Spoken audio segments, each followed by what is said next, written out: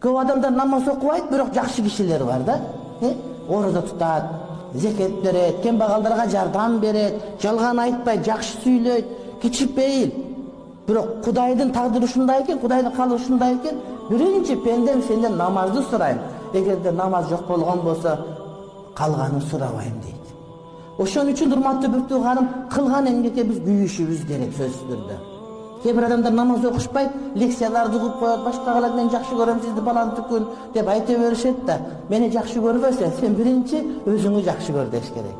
Кандай өзүңү жакшы көр дегени, сен өзүңө көй. Анткени кыяматка барганда кылып аткан иштериңдин бардыгы кабыл болбой калышы мүмкүн, намаз жок болгон себептен. Ошон үчүн урматтуу бир туугандар, намазга сөзсүз түрдө маани беришибиз керек.